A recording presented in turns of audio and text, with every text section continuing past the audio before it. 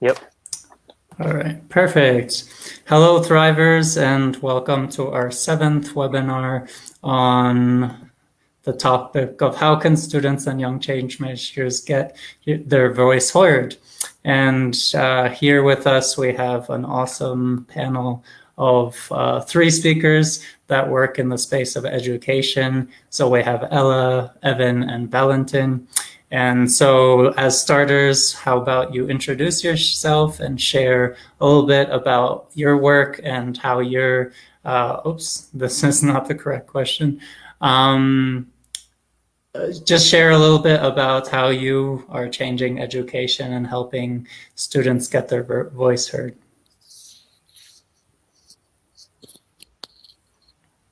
We can start with Evan, maybe. Sure. Nice to be here. Thanks for inviting me, Mario. My name is Evan Schwartz. I am the CEO and founder at Beluga.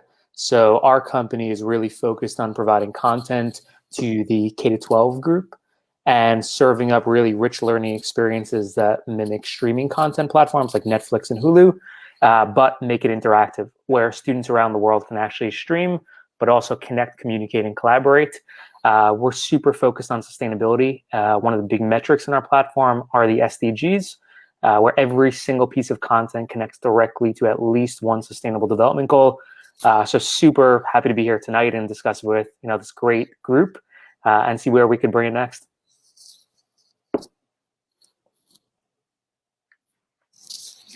Great. I'll just continue along the screen. So hi, my name is Valentin. I'm the CEO of ClassTime in America. And we're a learning feedback platform that helps students to find their growth path optimally. We work with students in elementary school, middle school, high school, higher education, and also with selected corporations to make sure that everyone has a clear path to learner success. We're an international team, so we have people working from Europe and the States and also Asia.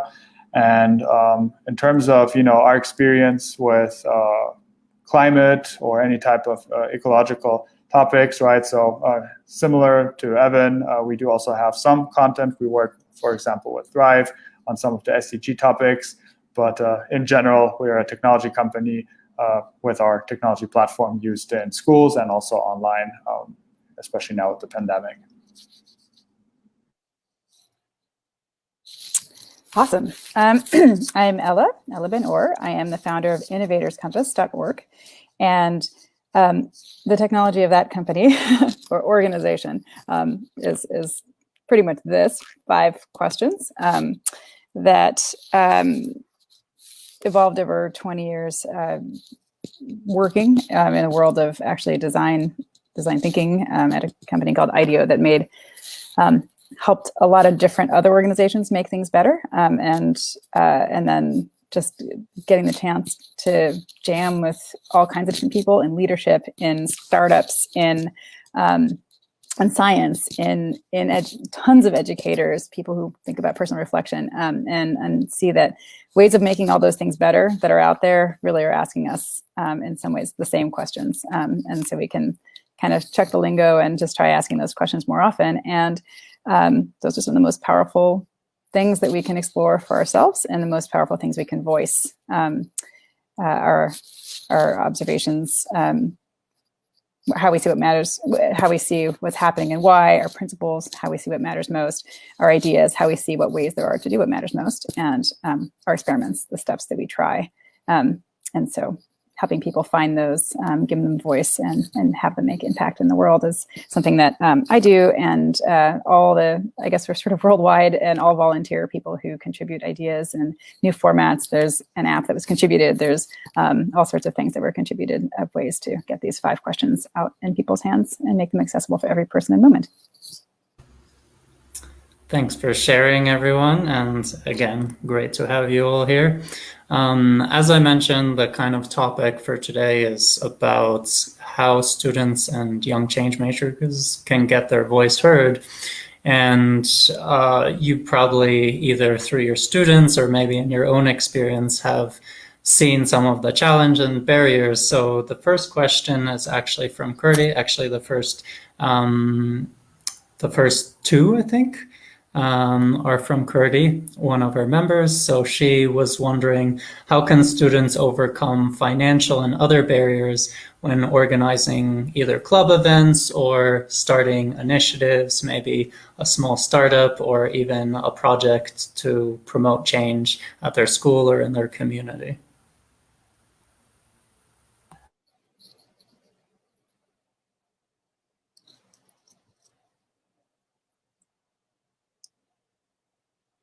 Okay, I'll gladly start, Mario. So I mean, it's a very good question, right? Obviously, resources is always something that you need to manage in some way. I think if you want to promote change, it usually starts with an idea, right? That's free. That takes your energy to think about it. So the main challenge is probably promoting it, right? And really gaining momentum with your idea to really promote that change. And I think, personally, I try to think about how to start small and iterate and scale it up as I learn more, right? So that I can add more resources as I see more success, and I also gain more supporters for my change idea. So honestly, first step I would do is challenge it, tell your friends and family about it, gain your support, tell then, other contacts about it. And I think you'd be surprised to see how when your idea is compelling, if, you do gain support, many challenges that you believe are barriers turn out to be not that big of barriers when other people help you and bring in new perspectives and ideas. So in short, I would say start very small, check it with your immediate friends and families, and then scale up as you learn and can make sure that your idea, right, for change is worth promoting. And I think it will become a self-fulfilling prophecy in many ways. Can build on that. I love the notion of experimenting there. So I'm going to just use some of the pieces of that same compass I mentioned before. So that's an awesome one. And another one, so that's to kind of move forward with it in small ways. And another way too is if you have this idea that, boy, it seems like it uses a lot of resources. You can take a step back from that idea for a moment to sort of the principle behind it. Well, okay, that was one way of doing this thing, which is what really matters to me is that I think the one you were describing was sort of like getting an idea out there, like getting publicizing something or getting people together or whatever. Just like rewind from the specific like way you had that you wanted to do it to what was it that I was trying to do, and then change. You had some way of doing it that had a who, what, when, where, how that you imagined happening. Start to change those things. Change the who. Who's out there that can help. So many times we think we're at it alone, or we're there's a whole different set of people that like you just said might come on board. There's different where, there's different when. COVID has really made us see that a lot of things that were high resource intensive events and things like that are now happening online. All of a sudden, nobody planned for that way of it happening, but they're suddenly more accessible to more people and less expensive. And so we were forced to change our ideas and wait, oh my gosh, that really works. So I would say also just sort of play with the idea as well as experimenting with it. Yeah, I love the who side of this. I think, now more than ever, everyone has access to everyone, right? And just to parlay both of those ideas, from a student perspective, it's passion, right? Like as professionals, I can't tell you how excited I get when I hear a student really get excited about an idea, and I'm willing to help them in any way, shape, and form I possibly can. And I know a ton of other business leaders that will do the exact same thing, right? Like we see ourselves in you. And I think that's the most exciting thing during those early startup days. I would also say that generally from a financial perspective, you're probably going to overestimate actually what it costs to get started, right? Getting started costs absolutely nothing. You have the power of social media. You guys know this better than anyone else in the world. As Gen Z, leverage that like crazy, right? And start sharing that idea, talking about it. And everything that you put out into the world, you have to remember is personally branding you and your idea, right? So as you continue talking about this, you're just going to attract more and more people, organizations, ideally funding as well to get to that next stage. But don't be afraid to fail, right? And put yourself out there. I think that's the biggest stopgap for most people is they just never get out of the gate. because they're worried about what everyone else thinks, right? Like limit that and you will be perfectly fine. Awesome. Yeah, so I guess a little bit of a recap, but definitely starting small and trying to leverage social media and who you know to kind of reach as many people as possible, I think, and just share it. I think even from my experience when I started, when I was in Barcelona, just started a blog to share some of the ideas I had.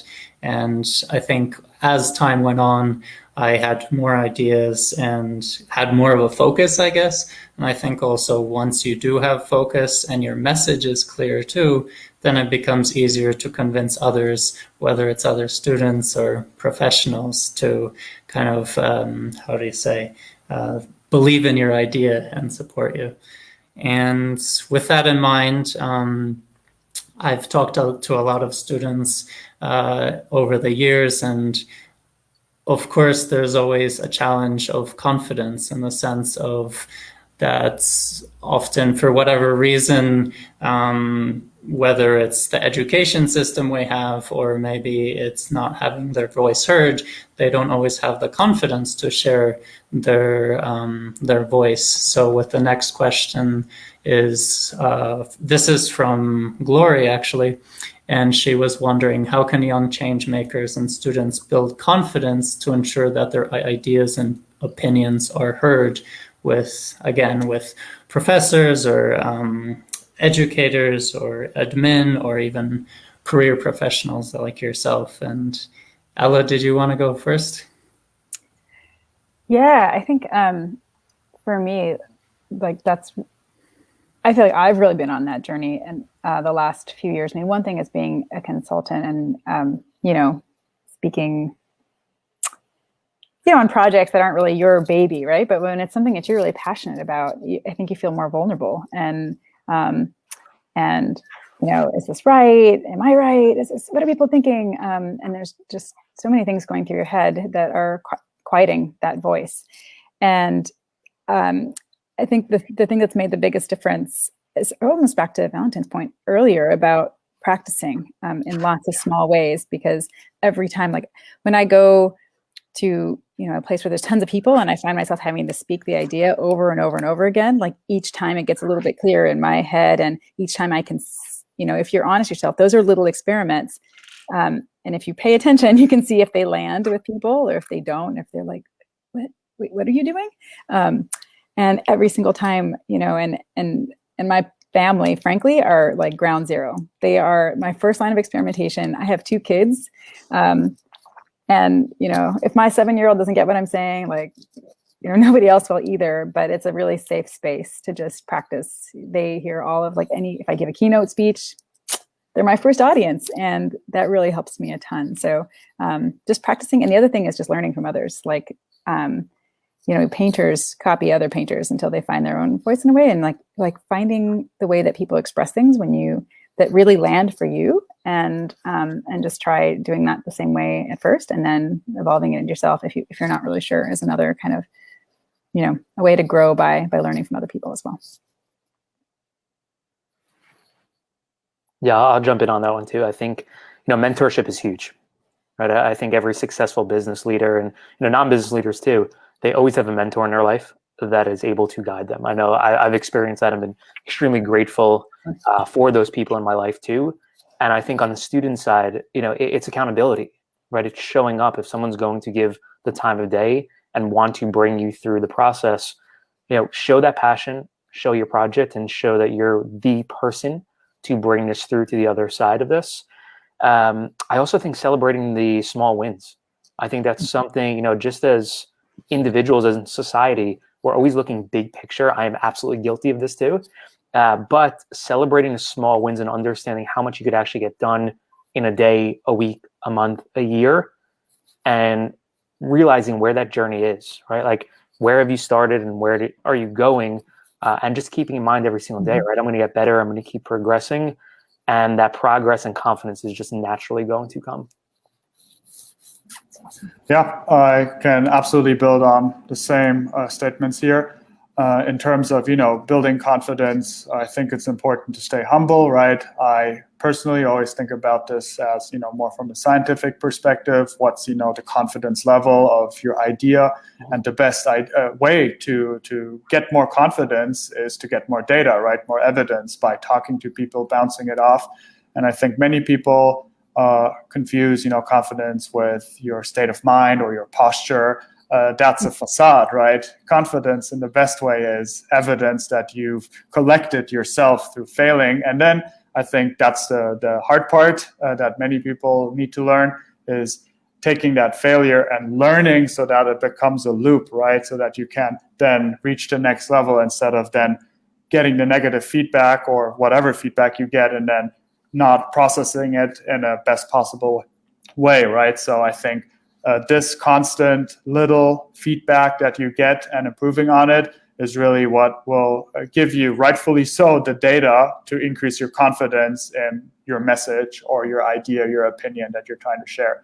And so, it's absolutely in line with what Evan and Ella said, but it's, small steps, but continuous steps, and really making sure that you've had the time to let your idea also evolve and giving it a chance to evolve. And just really briefly, I'm so glad you mentioned failure, because that's the enemy of confidence, which this question was about. So to just know that we have all, oh my gosh, everyone has been there over and over again, and the only thing you can do is learn from it. I love what you just said. Yeah, just to give a concrete example also, right? As a business, a young business, you have to pitch your idea, your business idea, right? I've done, 100+ investor pitches, right? And I can guarantee you that my confidence in the 100th investor pitch was much, much higher in my first, right? Because as I've collected feedback, I've always tweaked a bit in my pitch deck and the way I approached it, how I explained it, what I highlighted. And sometimes I didn't know the answer. And so I researched it. I came back with a better answer. So it's just this continuous improvement from little failures that you are able to convert into learnings and apply to your next iteration of sharing that idea. Yeah, so lots of great ideas. Again, Ella was talking about practicing and learning from others, and Evan kind of built on that in terms of mentorship and appreciating small wins. And Valentina, again, kind of came up with using failure as a way to learn. So I think those are all great ideas. And also, I was talking to Vivian, who kind of made a post, one of our members, earlier about confidence. And I was also saying, like, we need to compare ourselves, when we're talking about progress and growth. Think of how do I compare, as Valentin mentioned, from the first pitch to the 20th pitch to the 30th pitch, right? Instead of comparing ourselves to someone else who might have had a different experience. And even as students, we might see professionals and they seem so confident and bold, but all of them probably failed at some point.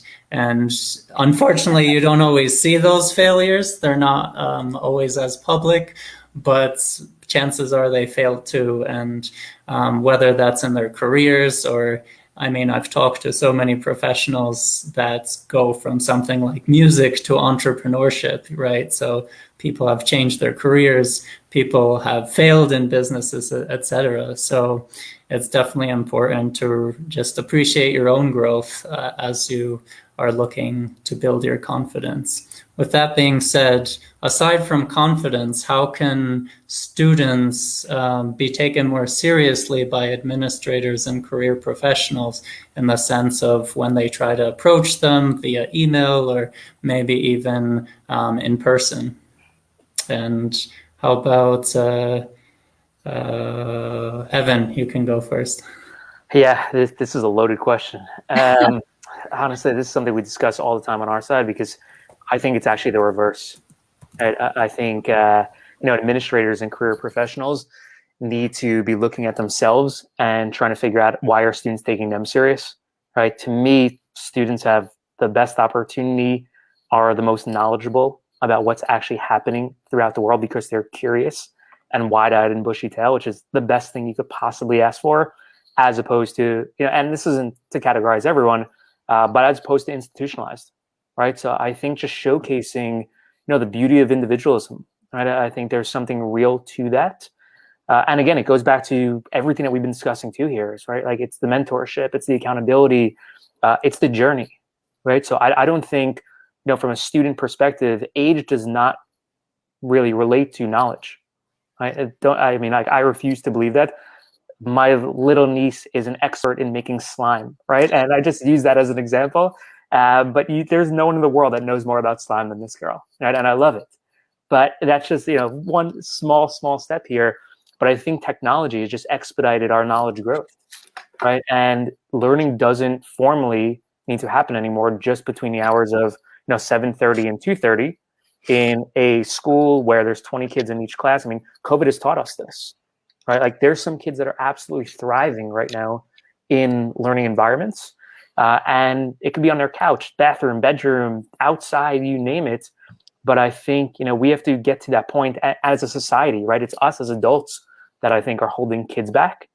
And if we're able to actually start opening up and listening as opposed to dictating, I think it's going to flip the model completely. So, Mary, I know it's a little bit probably off this question a little bit, but you hit on a nerve that our team always discusses on our side is, how do we really be more serious on our end as opposed to students trying to level up?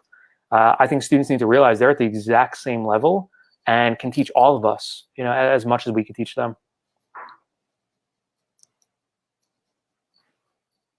Mm-hmm. Yeah, I fully agree on the point, especially with the age, right? So for me, taking someone seriously is not something I look at by age. Obviously, there's some expertise and some life knowledge that comes with it. And so sometimes you can attribute more experience, right? Evidence from someone who's more senior. But overall, what's much more important to me to take someone seriously is it's not necessarily what are you working on, but maybe also what is even the goal, right, of your idea, what are you trying to achieve. If that's something I can align on, I can say, yes, I think that's a great idea. That's maybe you're curious and you're innovative, creative, and you have a great goal that I can align with. I can say, yes, I will take you seriously. How do we get there, right? If you insist on an approach or a methodology and you're saying like, that's what I'm doing, then I might disagree, right? And I might say, you know what, in my experience, my first approach, my first assumption is often wrong, right? So if you are too keen on, what you're doing without being able to explain what the bigger goal is, I might not take you seriously, right? Because I see like, oh, you haven't thought this through, right? You what is the end goal of what you're trying to achieve? But if you can convince, and I try to do that too, right? When I try to be taken seriously, I usually try to explain what is the promised land of my idea or my proposal? What do I really want to achieve? And if I'm, convinced of it, I'm usually passionate of it. And so if I can convince someone else of this passion that this goal is, worth working for and striving for, then we can talk about how to make that, goal a reality. And before I know it, they have better ideas, they can help me. And then this conversation becomes, a conversation, not a pitch, right? And then everyone takes each other seriously and everyone works towards the same goal. So I think, that would be my advice too. And that's also why I don't think it's a age-based thing. It's really about, have you thought through what is the goal of your pitch or what you're trying to sell the idea? And then if I can align with that, you definitely have, all my support and trying to figure out how to get there. And there will be wrong assumptions, there will be mistakes, but that doesn't matter anymore, right? When you know and you're aligned on this shared goal. That's awesome. I'd love to build on both of those. I think, it's a journey that you're on and you want people to join you on this journey. And there's sort of different pieces to that. I mean, one is how you see what's happening now. And one is how you see, what's the future you're trying to see. And I think having all of those pieces are really helpful to bring people on the journey with you. So like what Valentine was just talking about is okay, I'm like fixated on this one idea, and like we were talking about earlier, being able to back up to like what's the big picture idea behind that, or big picture principle or goal or mission you have in the world, right? What I hope to see happen? You probably actually don't care how it happens that much, right? You just want to see that this change happens. So helping people see that can be really helpful. And when they see that they want that same change to happen, sometimes they don't actually realize that change is necessary. And I think Evan was really talking about this, is because they're not on the ground. And so sometimes what you need is to give them the big idea. Sometimes you have to rewind another step further, which is to the concrete observations behind it. Like, can I show you what's happening here? Like, I have all these powerful, these are your voice, right? You have these observations. They are really powerful. You have principles and goals you want to have in the world. Those are really powerful. Your ideas about how that can happen are really powerful. And then actually moving forward, actually from the idea to sometimes what people need to see is like, those are awesome ideas, but prove it to me you really care, right? And that's when having some action in your pocket, those experiments, those things that you've tried, even if they failed, to show that you've tried is what you need to bring them on the journey. So it kind of depends on, kind of matching it. But I think, to bring people on the journey with you, those are kind of the 4 big things in your pocket that if you have all of them, you're definitely going to nail it. Awesome. Yeah, I think kind of to sum it together, I think it's a lot has to do with communication in terms of crafting how you present that change that you're trying to make. Because I think whether you're young or older, sometimes it can be a challenge to, convey whatever message of change that you want. But as Valentin mentioned earlier about pitching and practicing, as you kind of progress and you talk to different people, you can build that confidence and improve how you communicate the challenge you're trying to face or the problem you're trying to solve, so it can be more convincing to others who might want to support you. And I think that's also a key, is that a lot of adults or staff will probably want to support you if they understand what you're trying to do. With that in mind, we're on our final and last question. So we talked a lot about kind of how you can get your voice heard by contacting professionals and the administrator. But for the last question, the question is about how can young change makers and students support each other in getting their voice heard? And I'll give this to Valentin as the first. Absolutely. So let me think about this for a second. But what would young change makers can do to support each other best? So, I mean, top of my head is obviously what we also just talked about, right? Challenging each other, sharing your ideas, communicating. That's probably the best, right? Creating a space where you can find people that are similarly passionate about similar goals, right? So finding your tribe, or not, right? Also other ones you can to challenge, but I guess to first really take it step by step, and such as your Facebook group, actually, right, Mario? Sharing your ideas, finding people who have same ambitions, and discussing their ideas. And also, I think that will also help you a lot, is developing the skill to give meaningful feedback to others, right? Because that will help you also realize, how should I give feedback, and what would that mean for me, right, when I receive feedback? So many people, are not, don't take the conscious effort about thinking about what is good feedback. How do you give meaningful, good feedback, right? So I'm not going to say I'm the expert on this. I'd have to research it myself. Honestly, I'm sure there's a lot I can learn, right, in improving my feedback. But I think this communication, receiving feedback and giving feedback within a group of people that might agree or disagree with you will be a healthy conversation that will ultimately help you sharpen your ideas, right? Your change that you want to promote, and ultimately help you be more successful with that in the long run, after a long sequence of many small but upward iterations.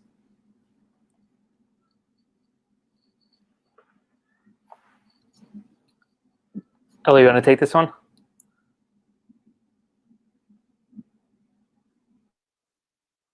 Hold on, here we go. Sure, sorry. coordinating with my daughter so that she can possibly take over this family chat.